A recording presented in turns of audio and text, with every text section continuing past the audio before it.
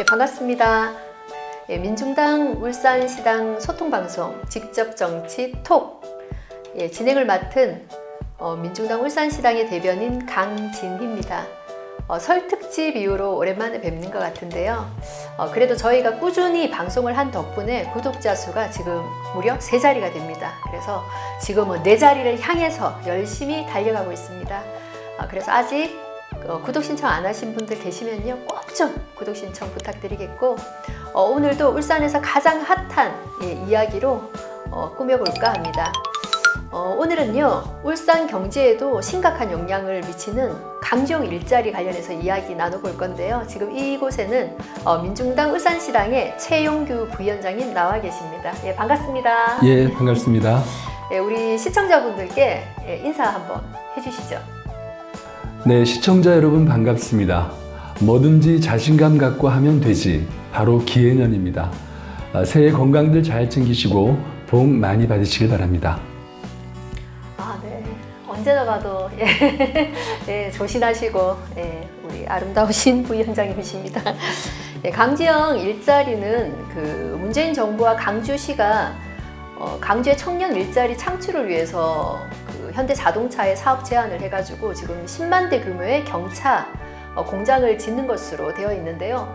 표면적으로 보면 뭐 일자리가 생기는 거니까 좋은 정책 아닌가 생각하는데 뭐가 문제인지 좀 조목조목 설명 좀 부탁드리겠습니다. 네, 광주형 일자리는 크게 3가지의 심각한 문제를 안고 있습니다. 첫 번째는 임금 하향 평준화를 불러오는 나쁜 일자리라는 점이고요. 노동시간도 주 44시간에 연봉은 3,500만 원밖에 안 되는 그야말로 저임금, 비정규직형 일자리라는 점이고요. 네, 두 번째는 헌법에 명시된 노동삼권을 부정하고 노동을 억압하는 일자리입니다. 계약 내용을 보면 35만 대 생산까지는 임금과 단체 협약을 유예하는 조항이 있기 때문에 노동조합이 아무것도 할 수 없도록 만들어 놓았다는 것이죠. 세 번째는 이미 포화 상태인 자동차 산업의 중복 투자입니다. 따라서 자동차 산업의 치킨 게임으로 노동자들의 일자리를 위협받게 될 것이라는 점에서 광주형 일자리가 이렇게 3가지의 문제점을 안고 있습니다. 3가지 말씀해 주셨는데, 그렇죠? 첫 번째는 임금의 하향 평준화를 가져온다라는 거고, 또 이게 아까 비정규직형 일자리다 했는데, 사실 문재인 정부 하면 비정규직을 없애겠다는 게 가장 첫 번째인데, 그렇죠? 비정규직형 일자리를 만든다는 것도 정말 문제인 것 같고, 또 두 번째 말씀하신 거는 35만 대를 생산할 때까지는 임금 협상, 단체 협상 자체를 못해서 노동조합의 기능을 제대로 할 수 없도록 만드는 것도 정말 노동권의 큰 침해인 것 같고요. 그 다음에 세 번째는 이미 포화 상태인 경차 시장에 또 그 10만 대 규모의 경차 공장을 짓는 것도 정말 문제인 것 같습니다. 정말 여러 가지 심각한 문제가 많이 발생할 수 있을 것 같은데요. 특히 울산 같은 경우는 지난 몇 년 동안 현대중공업 구조조정 때문에 얼마나 힘들었습니까? 그래서 지금 설 전에 갑작스럽게 또 이렇게 강주영 일자리가 타결이 돼서 울산 시민들의 걱정이 이만저만이 아닌데, 현장의 분위기는 또 어떤지, 그리고 울산 경제에는 어떤 영향을 미치는지 말씀 좀 부탁드리겠습니다. 네, 우선 현장의 노동자들은 많은 불안에 떨고 있죠. 물론 노동자들뿐만이 아니라 울산 시민들의 시름도 깊어가고 있습니다. 동구 현대중공업의 사례에서 봤듯이 기업이 어려우면 노동자들에게 제일 먼저 고통을 전가합니다. 그것이 구조조정, 정리해고, 임금 삭감으로 이어지고 있는데, 울산 동구가 이 일 때문에 동구의 상권이 완전히 무너지고 울산 지역 경제도 심각하게 타격을 받은 바 있습니다. 자, 현대중공업이 이렇게 어려운데 현대자동차가 광주형 일자리 때문에 또 노동자들에 대한 고용 불안이 가중된다면 울산의 지역 경제는 그야말로 심각한 타격을 입을 수밖에 없습니다. 자동차 산업의 경우 현대자동차뿐만이 아니라 자동차 부품사들이 울산에 굉장히 많이 있습니다. 때문에 광주형 일자리는 현대자동차 노동자들을 포함해서 현대자동차에 납품하고 있는 수많은 부품사 노동자들까지 상당히 고용불안에 시달리게 될 것이고 필연적으로 정리해고가 수반될 수밖에 없다고 생각합니다. 그래서 제가 속한 금속노조의 노동자들도 상당히 불안에 떨고 있기 때문에 최악의 상황이 발생하지 않도록 반드시 대책이 필요합니다.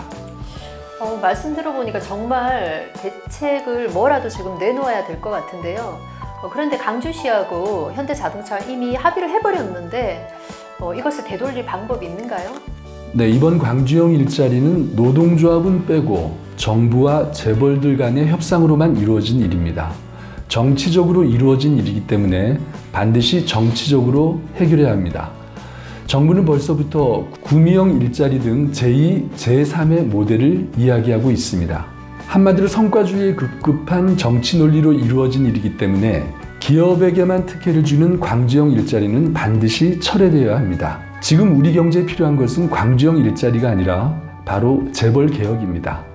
노동자, 시민들이 정치적 힘을 모아서 광주형 일자리를 반드시 철회시켜야 합니다. 네, 좋은 말씀 많이 해주셨는데요. 전 세계적으로 자동차가 불황인 이때에 현대자동차와 정부가 10만 대 규모의 이런 경차 공장을 지어야 되는지 정말 의문입니다. 공장을 지어놓고 자동차를 팔아도 걱정, 안 팔아도 걱정인 이런 일을 왜 하는지 저는 도대체 알 수가 없는데요. 지금은 정말 미래 자동차 시대의 신기술 개발에 집중을 해야 할 때가 아닌가 이런 생각을 합니다. 재벌 고가는 더욱 채워주고 그리고 노동자의 임금을 저하시켜서 경제를 살리겠다는 이것이 제대로 경제를 살리는 건지 묻지 않을 수 없습니다. 잘못 가는 길이라면 바로 잡아야 되겠죠. 민중당은 광주형 일자리가 좋은 일자리가 아니고 오히려 차후에는 자동차 전체 불황을 가져올 것이고 울산 경제에도 심각한 영향을 끼친다는 것을 울산 시민들에게 좀 알려나가도록 하겠습니다. 우리 울산 시민들도 많은 관심 가져주시고 힘 모아주시면 감사하겠습니다. 네, 부위원장님 오늘 그 광주형 일자리 관련해서 여러 가지 얘기 많이 나눠봤는데 또 부위원장님의 이게 나긋나긋한 목소리를 들으니까 귀에 더 쏙쏙 들어오는 것 같습니다. 오늘 자리해 주셔서 정말 고맙습니다. 네, 고맙습니다. 네, 자유한국당 막말 3인방의 5.18 역사 왜곡과 모독으로 온 국민이 분노하고 있습니다. 자유한국당은 이종명 의원만 제명한 상태이고요. 김진태, 김순례 의원의 경우 당직 선거를 이유로 유보한 상태입니다. 자유한국당 뭐 하는 겁니까? 지금 우리 국민들이 원하는 것은 막말 3인방의 국회의원직 박탈입니다. 자유한국당은 국회의원직 제명에 동참해야 합니다. 만약 그렇지 않을 경우 잘못된 대통령도 끌어내린 우리 국민들의 심판이 기다리고 있을 겁니다. 그리고 민주주의에 반하는 적폐 세력의 막말을 이제 더 이상 손 놓고 볼 수는 없습니다. 역사를 왜곡하고 우리 희생자들을 모독하는 것은 범죄 행위입니다. 유럽의 대다수의 나라들은 홀로코스트 사건을 축소하거나 또 정당화하는 경우 징역 10년에 처한다고 합니다. 우리도 다시는 이런 일이 일어나지 않도록 발빠르게 법 개정을 해야 합니다. 민중당은 막말 3인방의 퇴출을 위해서 최선을 다하겠습니다. 울산 시민들께서도 많은 호응과 힘을 모아주시면 감사하겠습니다. 예, 직접 정치 톡 5화 오늘은 이것으로 마치겠습니다. 고맙습니다.